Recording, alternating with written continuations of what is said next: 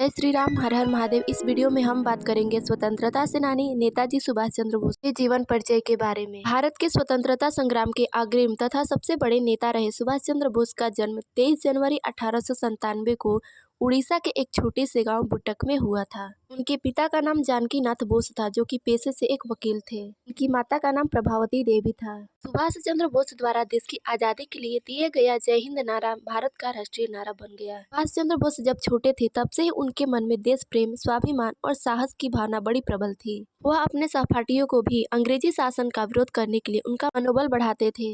जहां सुभाष चंद्र बोस के मन में अंग्रेजों के प्रति तीव्र घृणा की भावना थी, वहीं अपने देशवासियों के प्रति उनके मन में बड़ा प्रेम था। नेताजी सुभाष चंद्र बोस ने स्वतंत्रता की लड़ाई में प्रमुख पुरोहित की भूमिका निभाई थी। नेताजी ने किसी राष्ट्र के लिए स्वाधीनता सर्वोपरि है जैसा मूल मंत्र सैसों और नवयुवकों की नसों में प्रवाहित करने तथा युवा वर्ग की शौर्य शक्ति को उद्भासित कर राष्ट्रीय रक्षा के लिए आत्मनिर्भर बनाया। मनुष्य इस संसार में अपनी शक्ति, आकांक्षा तथा क्षमता के अनुरूप ही अपना कर्म क्षेत्र निर्धारित करता है। नेताजी ने आत्मविश्वास, भाव, प्रवणता, कल्पनाशीलता और नवजागरण के बल पर युवाओं में राष्ट्र के प्रति मुक्ति व इतिहास की रचना का मंगल शंखनाद किया था। नेताजी ने पूर्ण स्वाधीनता को एक मिशन के रूप में राष्ट्र के युवाओं के सामने प्रस्तुत किया। उन्होंने आह्वान किया, जो इस मिशन में आस्था रखता है वह सच्चा भारतवासी है। बस उनके इसी आह्वान पर ध्वजा उठाए आजादी के दीवानों की आजाद हिंद फौज बन गई। नेताजी ने अपने भाषण में कहा था, विचार व्यक्ति को कार्य करने के लिए धरातल प्रदान करता है।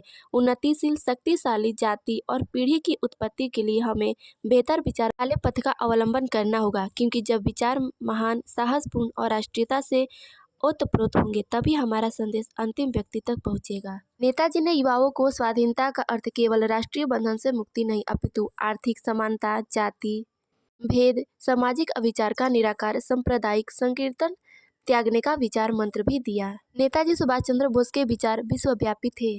वे समस्त मानव समाज को उदार बनाने के लिए प्रत्येक जाति को विकसित करना चाहते थे। बढ़ते जातिवाद, गिरते मूल्यों और टूटती परंपराओं, सभ्यताओं को सहेजना होगा। पाश्चात्य सभ्यता हमारे समाज में गहराई तक घुसकर जन धन का संहार कर रही है। हमारा व्यवसाय, वाणिज्य, धर्म, कर्म, शिल्प, कला सभी नष्ट हो रहे हैं। इसीलिए जीवन के सभी क्षेत्रों में पुनः मृत संजीवनी का संचार करना होगा तथा मानवता को बचाना होगा। ऐसे स्वाधीनता महासंग्राम के महायज्ञ में प्रमुख पुरोहित की भूमिका निभाने वाले नेताजी की मृत्यु 18 अगस्त 1945 को बैंकॉक से टोक्यो जा रहे विमान दुर्घटना में हो गई थी। लेकिन इसमें भी रहस्य है। आज तक इनके मृत्यु का रहस्य का पता नहीं चल पा रहा है। ये आज भी युवा पीढ़ी नेताजी के मूल मंत्रों को अपनाने को, उनके सिद्धांतों को अपने जीवन में उतारने को तैयार है।